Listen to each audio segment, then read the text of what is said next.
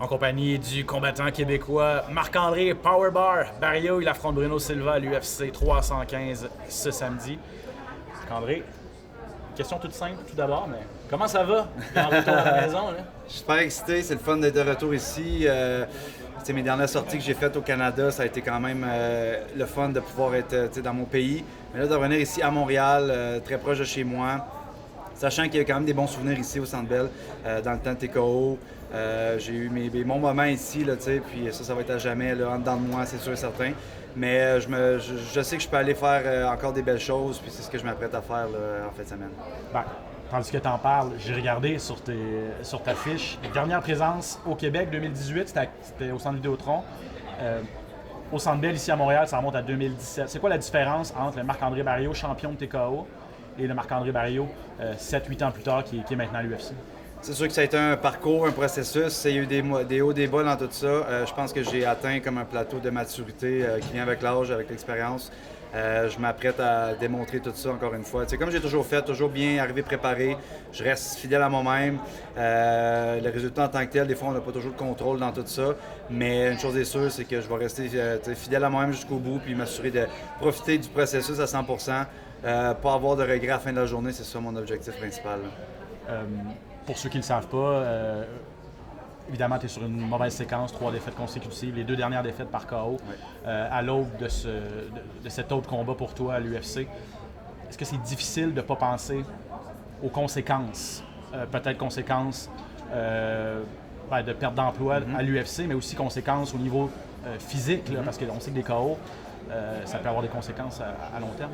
Certainement, je suis très conscient de ça. Je me fais pas d'accroire ou quoi que ce soit. J'ai une bonne équipe autour de moi. Même quand c'est venu le temps d'accepter ce combat-là, je suis quand même revenu d'une blessure. Dans mon dernier combat, je suis sorti là avec une cheville cassée, j'ai une opération. Donc, c'était pas prévu que je revienne quand même tout de suite. Je voulais prendre mon temps pour décanter tout ça.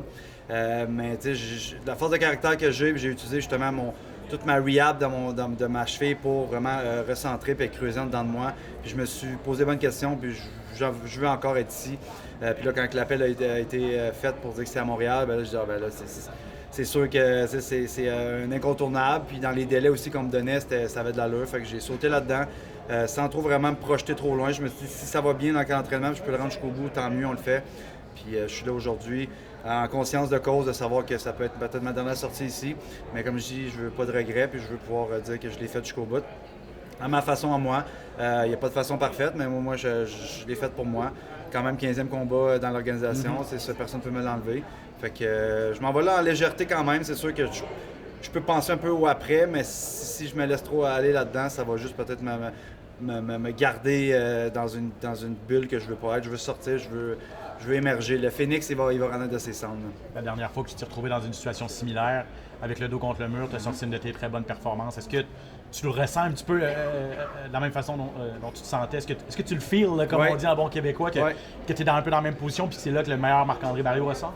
100%, je suis quelqu'un de très instinctif, très émotionnel aussi. Donc ces moments-là, je suis capable de les sentir puis de me les prendre pour moi, tu sais. Puis je pense que c'est quelque chose depuis que je suis arrivé ici. J'ai parlé à ma femme hier, puis j'ai dit j'ai un sentiment, tu sais, je suis arrivé ici, je suis content de voir tout le monde. Je porte moins d'importance aux petites choses, tu sais, justement, tu sais, comme les sacs, les affaires qu'ils nous donnent, tu sais, je commence à être habitué, j'en ai eu beaucoup. Là, l'important, c'est d'aller faire ce que j'ai à faire quand ça va compter, mais surtout d'être en pleine capacité des moyens. Puis en ce moment, je sens que tout ça est en train de, ça bouille en dedans de moi, ça se prépare, fait que ça va être à moi de bien. J'ai toujours été habitué de jouer avec le feu, mais des fois, je me suis brûlé aussi avec ça. Donc là, ça va être vraiment de le tempérer au bon moment, puis quand ça va être le temps, ben là, je donne le gaz, puis on sait ce que ça peut faire aussi, là.